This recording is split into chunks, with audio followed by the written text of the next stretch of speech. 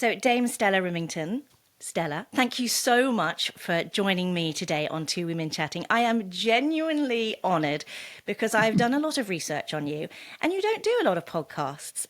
You are very well known on the speaker circuit, you're very much in demand, but you don't do a lot of podcasts. So thank you so much for joining mine today. Not at all. I'm looking forward to the conversation. Now, you're legendary in spy circles. You've smashed glass ceilings. You've done so much for gender balance, gender empowerment, I would say. And I think in your new career as an espionage thriller writer, I think a lot of your writing really reflects your journey of being a woman in a man's world, and your protagonists really are strong women. I'd like to get into that in a moment. But if I have a lot of international listeners, and I wonder if we could just go back to basics and you tell us how you started as a spook, in fact.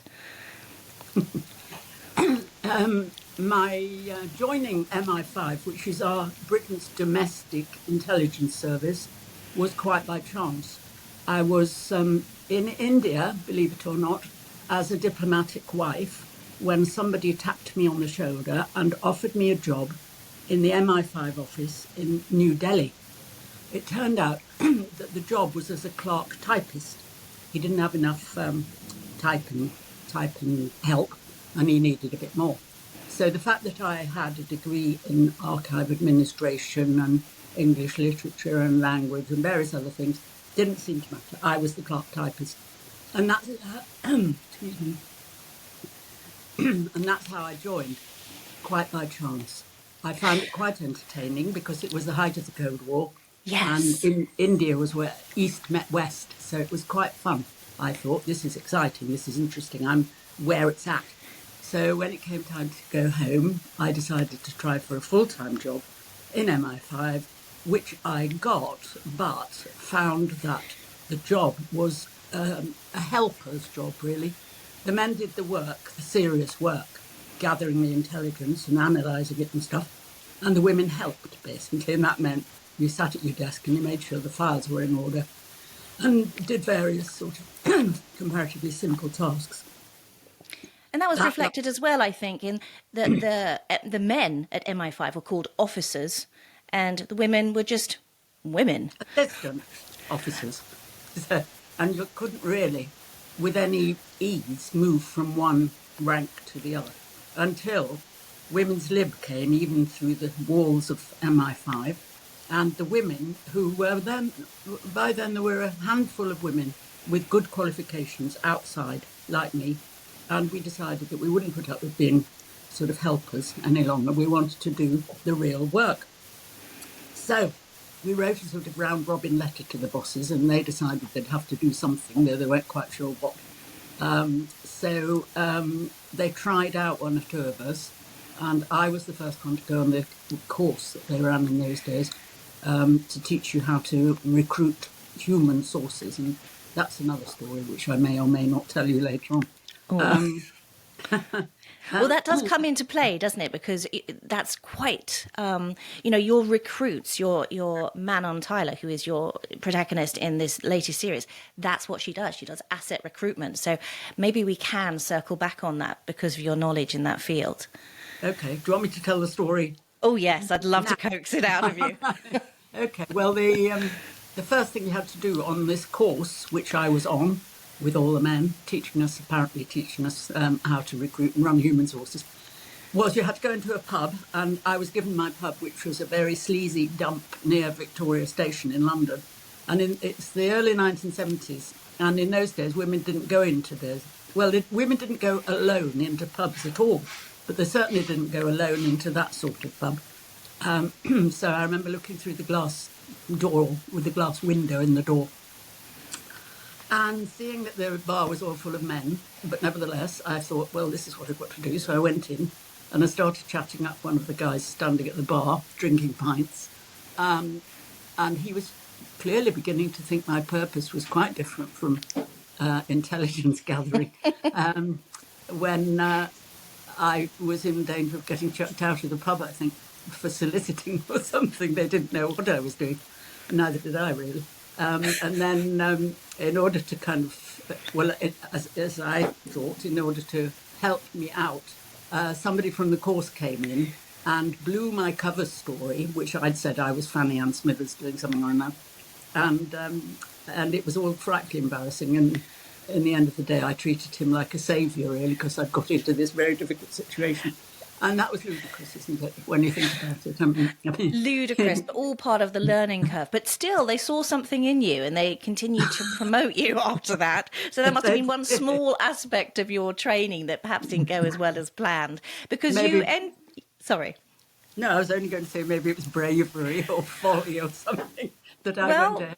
How you deal with it in the moment, I would imagine that's essential for any kind of spy, to pivot and to be able to quickly think their way out of a situation. And in fact, you went on to work in all three branches of the security service, didn't you? You were in counter-espionage and counter-subversion and counter-terrorism, which I know when you took over the counter-terrorism unit, it was only 4 days later that Lockerbie happened. Yes, what that's true. A role to walk into. I know. And it was just before Christmas as well. So the whole thing was complete chaos. I didn't really know what I was supposed to be doing because I'd never worked in the counter-terrorist branch before. And there I was then being the boss of it. So I had to obviously let others get on with doing what they did, which was a very unpleasant job, really, going up to Lockerbie and finally seeing all these dead bodies, lying about in the fields that had fallen out of the aeroplane as it exploded. And, of course, our job was to try and find out who'd done it. And that was a long and complicated story, which I think we eventually unravelled, although the people are still arguing about who did it and why.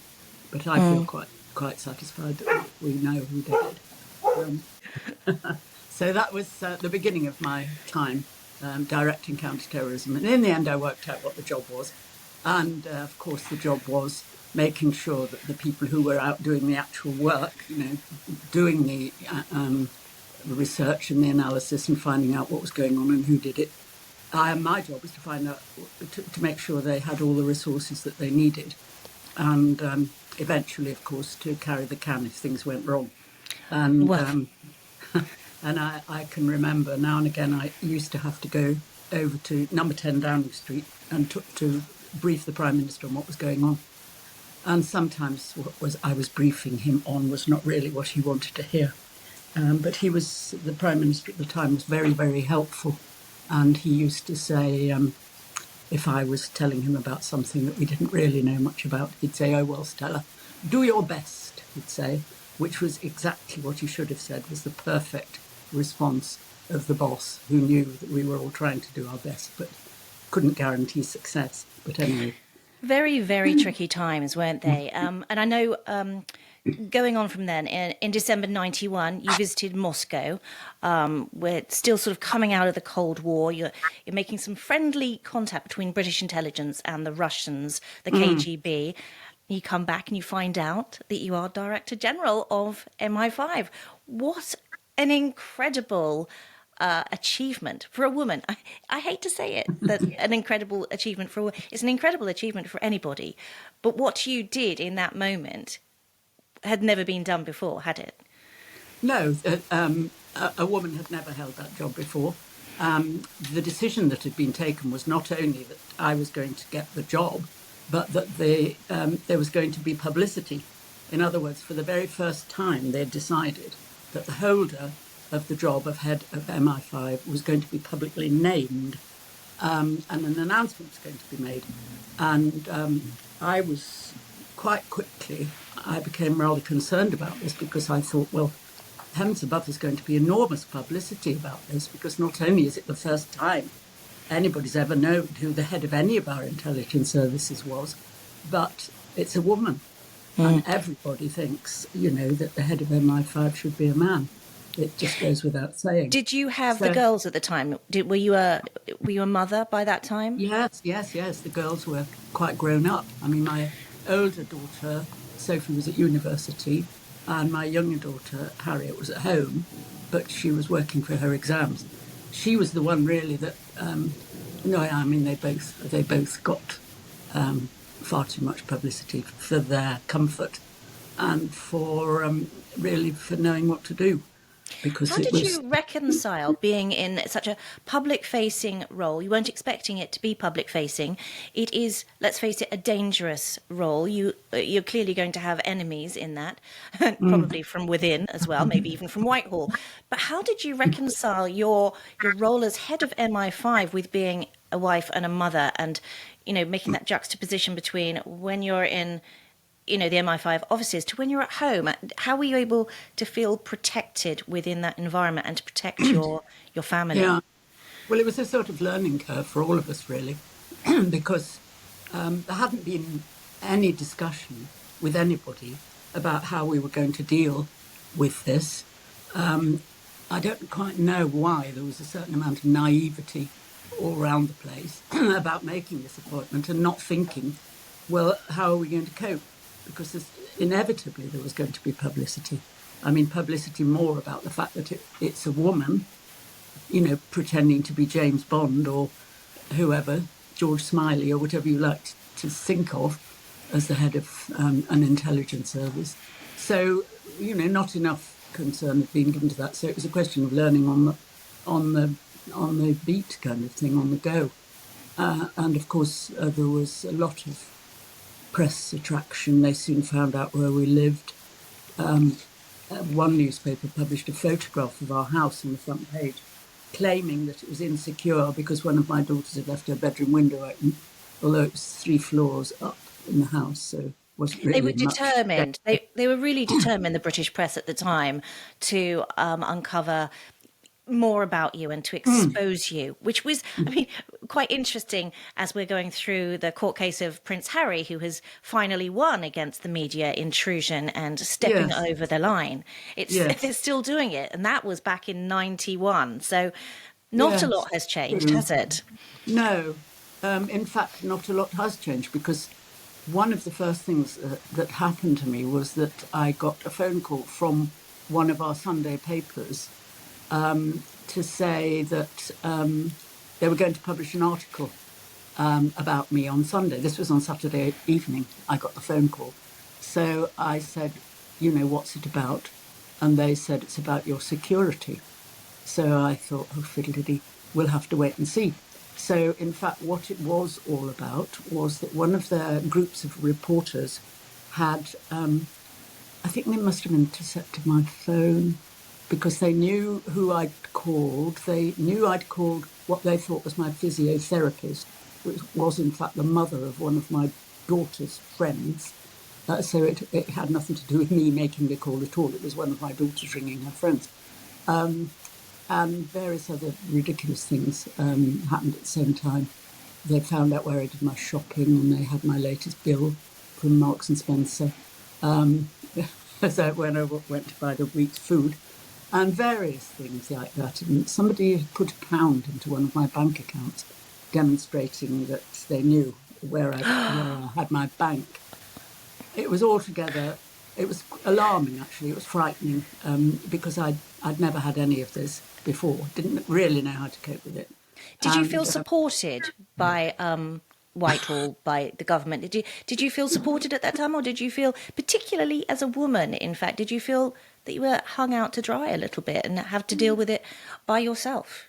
I did really feel that I was dealing with it by myself. I don't think anybody in Whitehall really took responsibility. And I think the idea was, well, you're in charge, you better sort it out. So in the end, of course, it calmed down. But people started sending me press cuttings from, newspapers worldwide that had stories in them about me. I remember particularly the South China Evening Post or something had an article about a woman being appointed as head of one of Britain's secret services, etc. In the end, of course, what happened was that our neighbours in the street where we'd lived for quite a number of years started complaining to the newspapers. And one lady wrote that she wished I wouldn't go, and I think she said this to me, I wish you wouldn't go to school just as I'm taking my daughter. No, I wish you wouldn't go to work just as I'm taking my daughter to school. And the obvious implication of that was that if somebody tried to shoot me, they might miss and hit her. She might get caught in the crossfire. Absolutely. So that Wow. wasn't very friendly. Okay, so touching on that, Stella, can you tell me, as a woman in a leadership position, did you feel supported by women, or did you feel women were envious of you and sort of didn't like that you were successful? Because this is one of my personal bugbears, that I think a lot of women walk the walk, or rather they talk the talk about women supporting women, but they're really not leaving the ladder down most of the time. Yes. Well, I don't think I felt particularly supported by anybody at that time. I think it was about just working out myself how I was going to deal with it all. And then, of course, my poor daughters, particularly my older daughter, who was at university, felt very unsupported because I had only known about this a few days, really, before it all happened.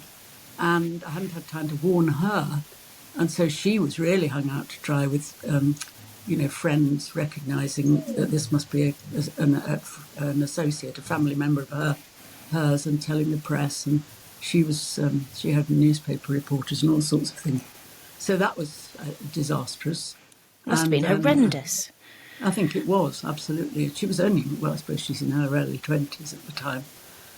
And then the younger one, Harriet, was trying to do her exams and was conscious that by then the press had identified where we lived and were all lined up with their cameras outside the house. So she didn't want to go to school. So she had to go through the back garden and through somebody else's garden and into another street in order to catch the bus.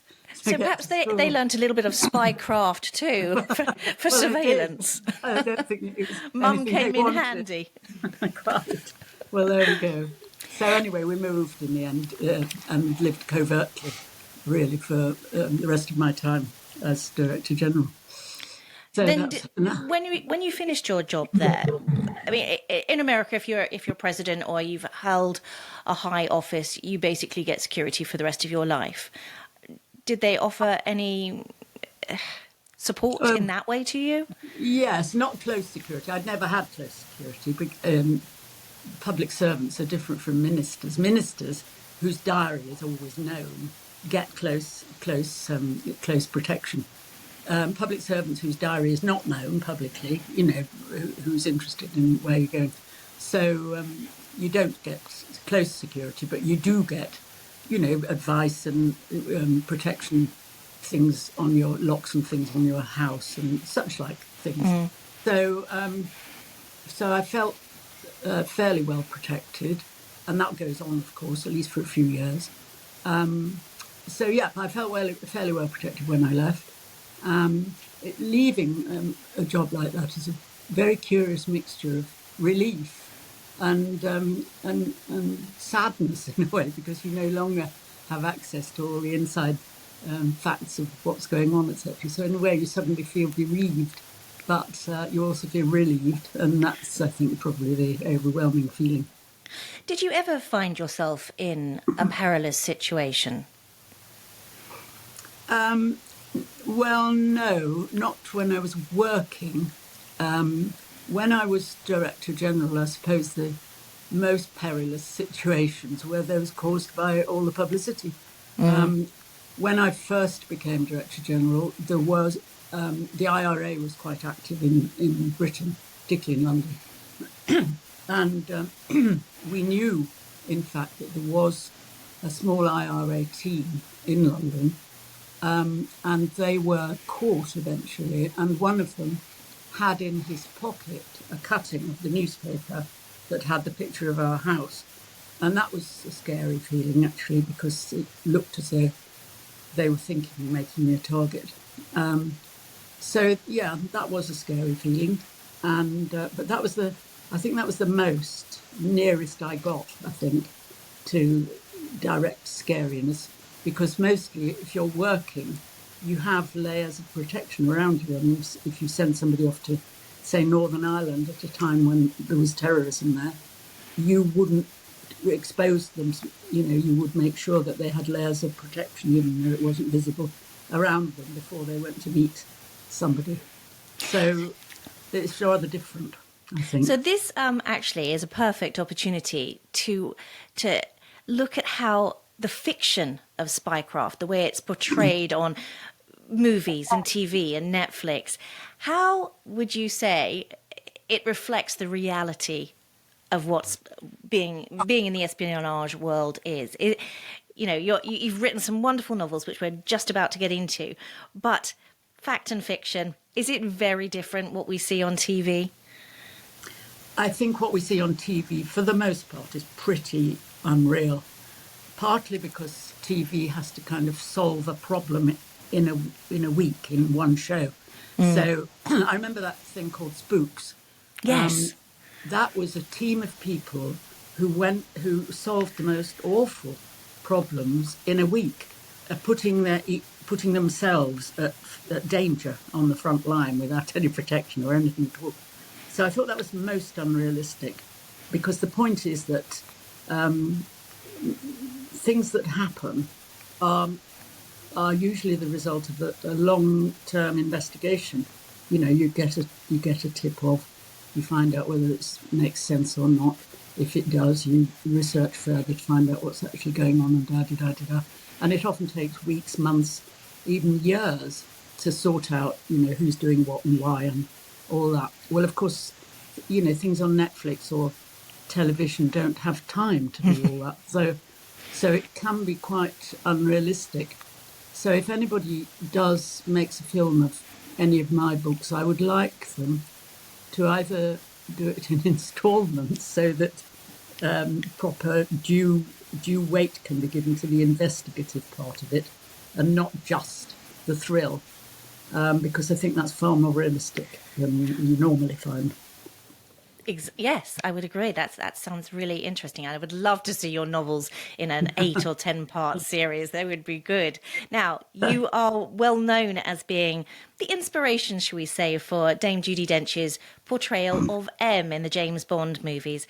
How did you feel about that? What an honour to be portrayed as this woman in charge of the spy network, and kind of almost more importantly, but very cheesy, did you ever meet Judi Dench? Did she come to you for advice? No, she didn't come to me for advice. I noted, though, that in her first film, I can't remember what it's called now. I think it was GoldenEye. I think she took over, well, yeah. I noticed that she was wearing a suit very similar to the kind of suits I wore in those days, which were sort of longish jackets with no collar, just a round neck and buttons, and then a straight skirt, and not very long but not very short, and shoes with sort of what were they called, Cuban heels. Oh yes, sensible heels. Sensible heels, but not flat, but sensible heels. She was wearing something extremely similar to what I wore in those days, and I remember my daughters went to see the first film and they came back and said, "Mum, she looks exactly like you," which I was rather flattered about, because she is a wonderful actress and I've followed her films ever since. And I was horrified when she got killed in weren't we all? Skyfall. Yes. I thought it was a wonderful film. I thought it was probably the best of the films, but it was sad. And she was replaced by a man, of course. Of course she was.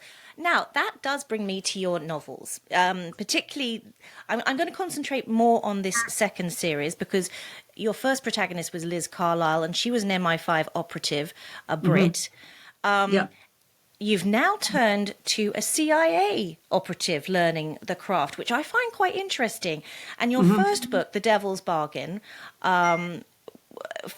really focused on, now this I think is so relevant at the moment.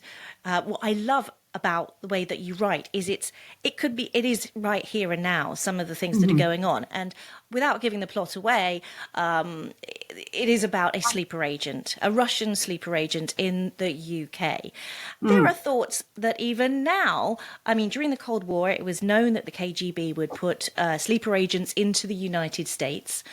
There's even been chatter recently that perhaps some of those are still active and influencing the American government. And who knows, that could be, as recently as 2010, the FBI had Operation Ghost Stories, and they said those sleeper agents are still operating. Yeah. That's not so very long ago, is it? And no. Trump and Putin do seem to be strange bedfellows in many ways. I don't know how you feel about responding to that. Um, No, I don't think I will respond to that because I no, I don't don't know. blame you. Well, I don't know anything about that at all. But that, so that sort of plot focus of the sleeper agents, it's incredible to me that right from the Cold War right up to this day and age that there may well be Russian sleeper agents in the UK and in the USA. Now, turning to your new book, The Hidden Hand, which is coming out on the 30th of January and is the choice for my book club, my very first book club choice, actually, so I'm thrilled about that. But your new leading lady, shall we say, Manon, is from the States. She does start out a lot the way that you did in asset recruitment, but now we're moving on to the world of AI and deepfake and the threat from the Chinese. Can you talk to me a little bit more about how you feel our threat levels have changed since you were head of MI5 to the point that we're at now? Big changes through cybersecurity and so on. Yes. Well, when I was head of MI5, the main threat still came from the Soviet Union just breaking up and turning to Russia. And that remained really all through my early years in MI5. That was the main threat. And then, of course, the threats, well, remained, but began to be added to by the threat from terrorism, of course, which came also in the 70s, really, and has remained ever since. But the source of the threat, of course, has changed.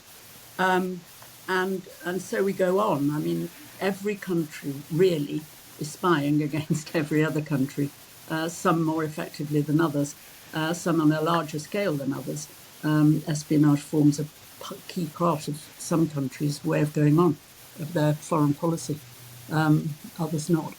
So that was how it was. When I left, we were winding down, obviously, on the threat from Northern Ireland with the peace process and all that. We were, in theory, we were winding down on the threat from the Soviet Union / Russia, but not that much.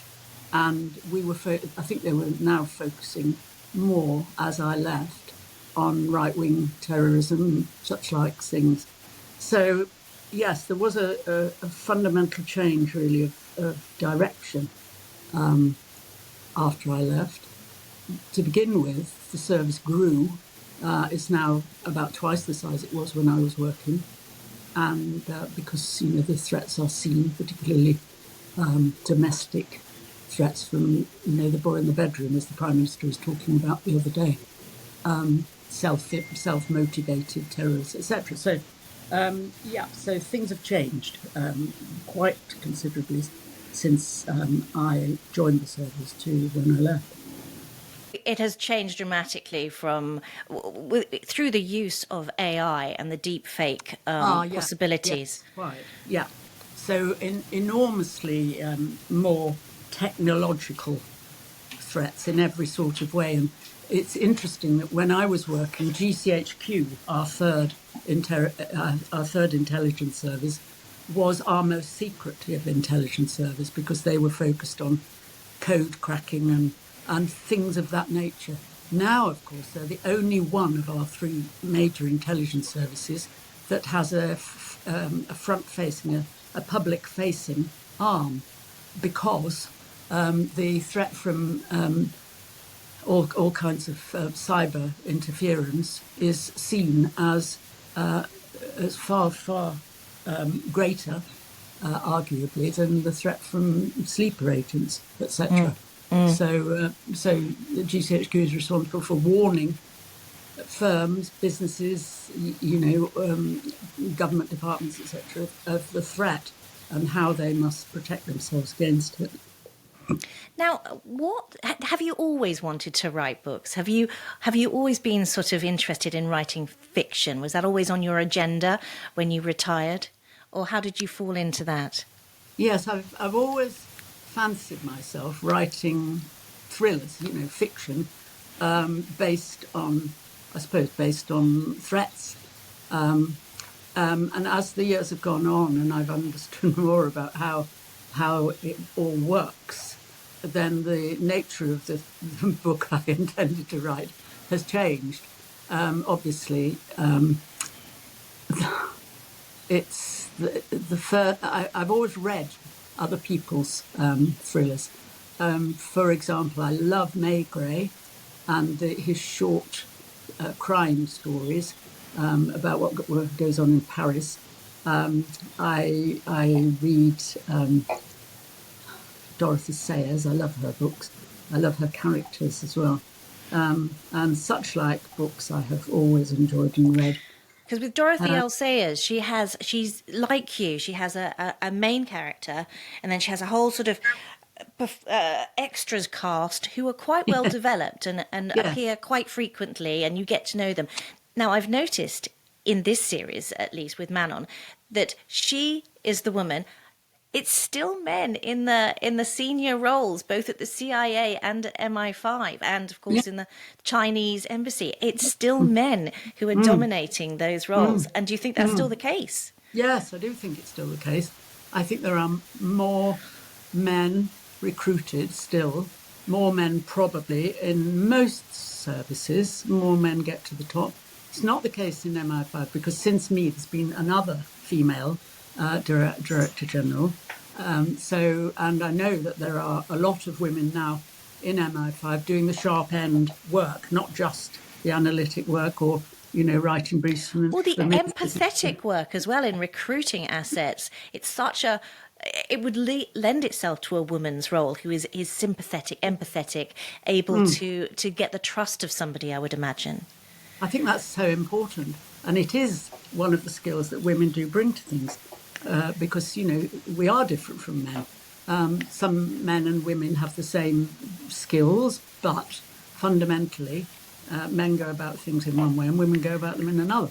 And it's very important, I think, for any intelligence service to have both angles to deploy, depending on who the target is. So, MI5 in denying women the chance to become recruiters was missing out on half the talent, actually, that they had available as they realised. So I think that that is a very important aspect. And so I also have another question for you about the transparency. Do you feel that writing these fiction books has helped, because you were quite determined that you were going to be transparent about MI5, and do you feel that writing fiction thrillers now, so many of the reviews have said it's authentic. You can tell it's written from an understanding of the integral workings of the espionage world. Do you think this is another opportunity for you to be transparent about what goes on? I didn't see it as that, actually, no, I have to admit. When I first started, I saw it as an opportunity to try my hand at something I've always wanted to do. And then it sort of grew from that. And then I became interested in the characters that I'd created and wanted to watch them go on.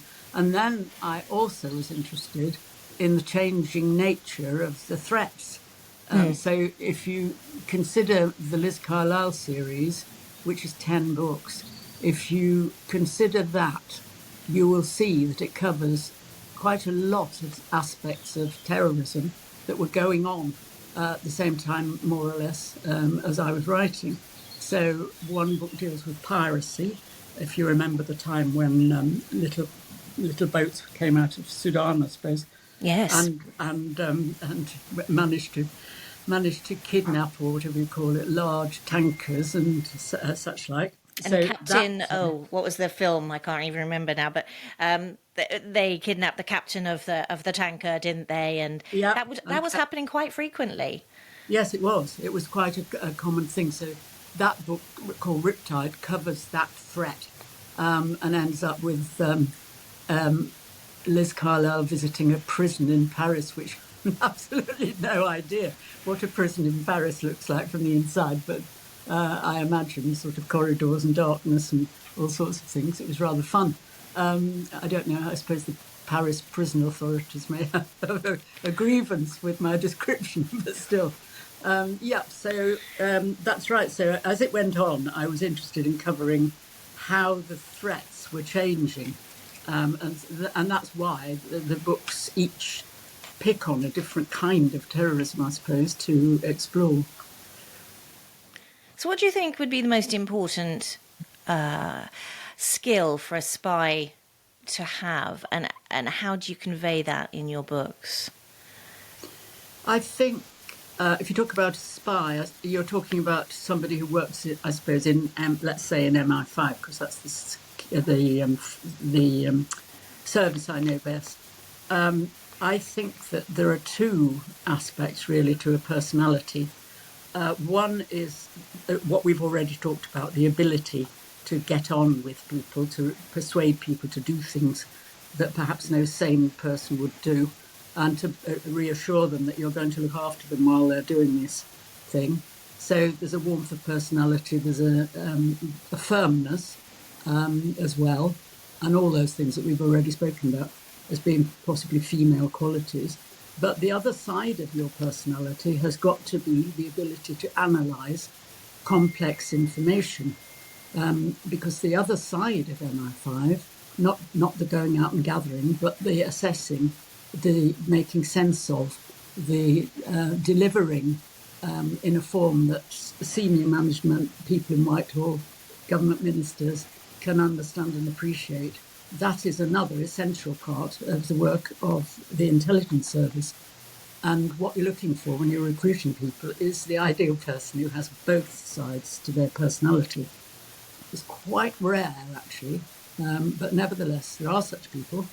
And hopefully they are now in the intelligence services. And protecting us, yes. Yeah, indeed. Do you have any regrets or anything that you would have liked to do differently over the course of your life? You've lived a very interesting, global... You've been to places and talked to people that many people would never dream of speaking to. So reflecting back on your life, is there anything that you're most proud of, or is there anything that you would have liked to do differently? I suppose there are things one would like to have done differently during a long life. Relationships with people.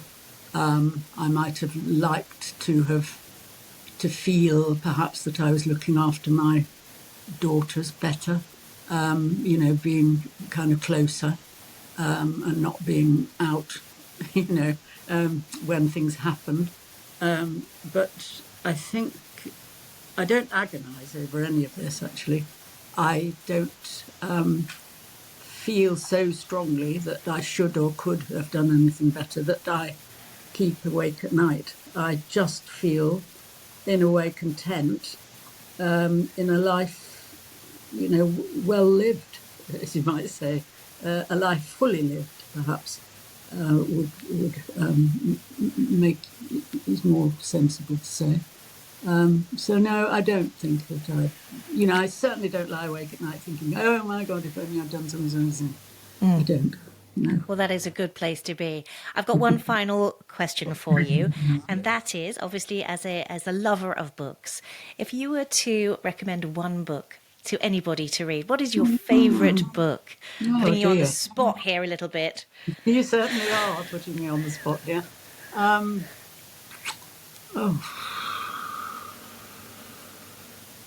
Perhaps one of the Dorothy Sayers books, it would be. Possibly Gaudy Night. Let's go for Gaudy Night, which is the one Gaudy Night by Dorothy L. Sayers. Okay, Yeah. Good answer. Well, I very much hope that we are going to see a 10-part series of either Liz Carlisle or Manon Tyler. I can thoroughly recommend them. I read The Devil's Bargain in one day. I couldn't put it down. I was like, I raced through that book, and I also loved your latest, which is The Hidden Hand. And as I said, that's coming out on the 30th of January. Congratulations. I think this is your 12th novel, isn't it? Yes, I suppose it is. Yes. Yes. Right. So 10 years in Congratulations on humanity. publication. And Thank you. I hope you go on and write many, many more books because you've given an awful lot to this country and now you're giving us fiction. So thank you for that. And thank you so much for your time today. Now, I know you're not much of a social media person, and who can blame you being in your position? So if anybody wants to find out more about your books or what you're doing, or if you're speaking on tour or anything, where should they go to find you? Well, I actually, strangely enough, I have a website which is operated. I have a speaker agent as well as a book agent. So I suppose they should look on the website. They'll find you there. Thank you, Dame Stella. It's been an absolute privilege and an honour to talk to you. Thank you so much for joining me today. Not at all. I've enjoyed it. Thank you very much.